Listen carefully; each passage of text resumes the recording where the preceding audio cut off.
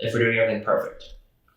Now, as we fall across our hips, not down to the right hip.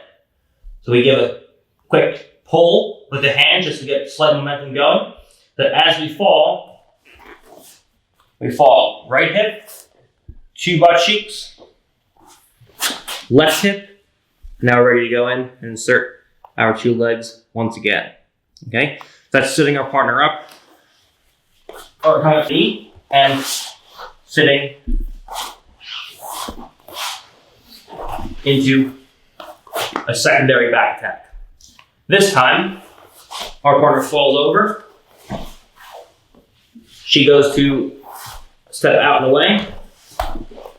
And we can utilize a seated headed arm. We viewed this a little bit in attacking turtle. We'll look at it briefly again. Where I look to sit up, just as we did before. I scissor my legs, and we come up. This time, I have no intention of taking my partner's back. Yet, at least. I threaten other submissions first. So this time, instead of stepping over right away, I just sit down to my butt. We step a leg up and over.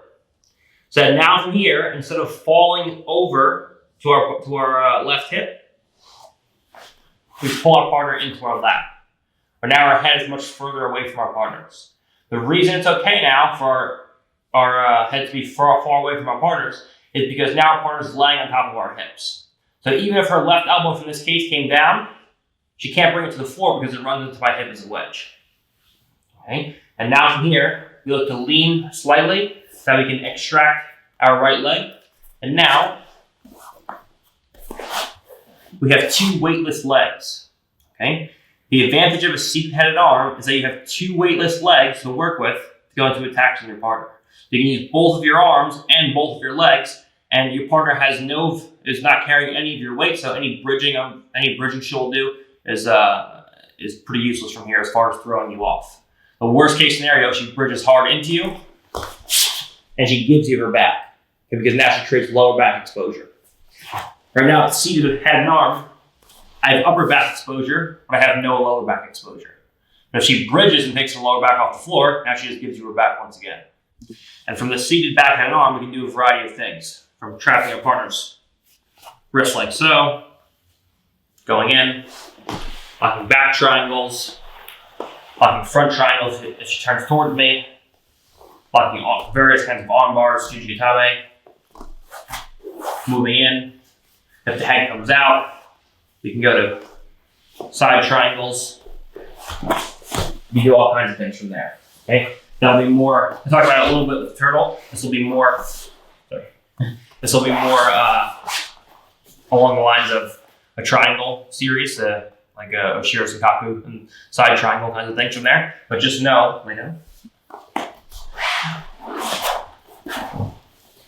just know that you can initially move into a seated head and arm, so we can play from here now.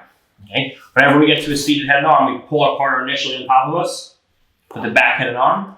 Now your partner has a choice because she's in a dilemma. If she stays here, what's always going to happen is I'll pommel over her shoulder like so. So now if she tries to bridge and explode into me, she can't. She has no choice. She has no choice now because she can't give me her back because her shoulder is wedged in place. So even if she wants to give me her back when she goes to bridge towards me and raise her hips, she can't because her shoulder is controlled. Okay? If before I can get over the shoulder, I still have a back and an arm, and she gives a strong bridge, her shoulders can always rise towards your shoulders, her lower back can always come off the floor, and she'll always just give you her back again. Okay? So we can use a seated head and arm as a kind of intermediary step where you get to decide, do you want to attack your partner's limbs or various triangles that you can go into with strangles, or do you want to go in and attack your partner's back? Your partner either gives you one or the other, triangle arm bars or the back. Okay, so we can set our partner up, and we also go into a back and an arm. Okay. Now the third string of this attack is when your hips are nowhere near your partner's. So if you fall to the overhook side, again, if my feet are down here, and my head's up here by hers, or we have 2 feet, or both of our feet aligned, and both of our heads next to each other, and we're kind of laying down next to each other, this is a perfect time to go for a pendulum up and either go into a secondary back attack or move into a seated head and arm. The second your partner starts moving away from you, you start to get more into a perpendicular or even parallel situation where now my feet aren't next to hers, so my feet are out and over here somewhere. Now you have to start looking to set your partner up. Okay? So if I'm perpendicular and I can't chase my partner's hips, now if I try to use a pendulum from this position, as I go to pendulum up, there's a ton of space between my ear and my partner's ear. Right? Move close to me. Here, we're still ear to ear, and there's a chest to back connection. So I can do all the previous moves. But when she goes to move away from me, now I'm losing that chest to back connection. So if I go to pendulum up, if she goes to walk to her right with her hips, as I go to pendulum, the head will always come free. Okay? That's no good. So if her hips aren't close to mine, and she goes to walk away from me, and I try to do the previous moves, and she goes to escape at the same time, you'll always lose the head. Now you'll end up with a top pin, which isn't the worst case scenario, but okay, you lost your partner's back. So instead, what I'm going to look to do from here is as she goes to walk away from me, I'm going to walk away from her. Initially my hips are here. I scissor my legs. I walk away. So now my ear is connected to hers once again. I lost some of the chest to back connection, but I gained a good ear to ear connection. So now when she goes to slip the head, it can't move into the space which was once available. Here is a huge space now between her head and my head, relatively speaking, obviously. So when she goes to slip her head to the floor, she moves her hips away, head can slip free. When she goes to move away, and I move in the opposite direction, you gain a ear connection. So this makes it easy now for me to start to sit my partner up. Okay? So once I can get our two bodies aligned, parallel, like so, all I'm going to look to do is to pull my two knees to my elbows and my two elbows into my knees. So as she goes to move away from me, it's very imperative that I keep a strong connection as best I can with my hands up to my chin. If my chin's far away from my hands, now her head can come free. There's an ear-to-ear connection. Chin is coming down to the hands, and hands are coming up to the chin, and my two elbows are pinching together. So now, as she goes to move away from me, that's not an easy thing to do.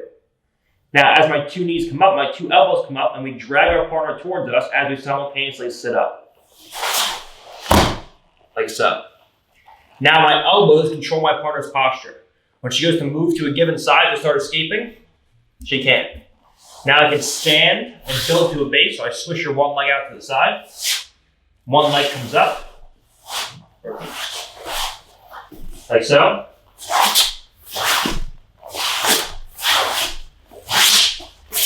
Alright, step. Now when my partner goes to move from here, it doesn't look like you have good control, but as long as we keep our partner's shoulders in front of their hips and two elbows controlling my partner's body, when she goes to move around from here, that's not an easy thing. Now you can pick, you can step to a side. So we walk, we throw. Usually, it's easier to walk to the overhook side. You can walk to the underhook side, but your partner's arm kind of gets in the way. So it's kind of awkward when you go to throw your leg in. I'm not going to say it can't be done, but it's not as easy. It's usually much better to walk to the underhook side, or to the overhook side rather, to throw your leg over the top. Now from here, I just squat, sit, and we fall to a hip, giving us a weightless leg on top to throw a hook in place, and now we're ready to put everything back in place, ready to go. So if our partner goes to move away from us, from here, I feel like I can't get a long hook, I can't get a short hook. I can't pendulum up because my partner's hips are no longer next to mine. If I go to pendulum up and she moves away, this will happen. If I feel like she's moving away, creating distance with her hips, which is a very common reaction, I scissor my legs We create a strong ear-to-ear connection, strong pinch of the elbows, hands coming up towards the chin. Now I bring my 2 elbows into my knees. As I pull myself up, I also pull her up. Like so. Now we switch to the legs. We stand. And as we do so, we can pick a side. If you get to a position where you can trap your partner's hands, now you can start to punch hands down and throw a leg up and over and sit like so. And now you can trap our partner's arm. Most of the time, it's going to be easy to go to the overhook side, whether we trap or whether we don't. But we can move to the underhook side with various wrist grips here, either a cross wrist, a single cross, and look to fire our leg over the top and sit. Now you have to deal with extracting our hand, which can be done, but you can do it. But it's much better in most cases to move over to the overhook side, where now we can step or trap as we go. Okay? So I'm not gonna say you can't do it to the overhook side, or to the underhook side rather when you're standing, but it's much better to go in, step to the overhook side, and fire a leg over for the win. Okay, so 3 situations: attacking your partner's back when the hips are completely away from you.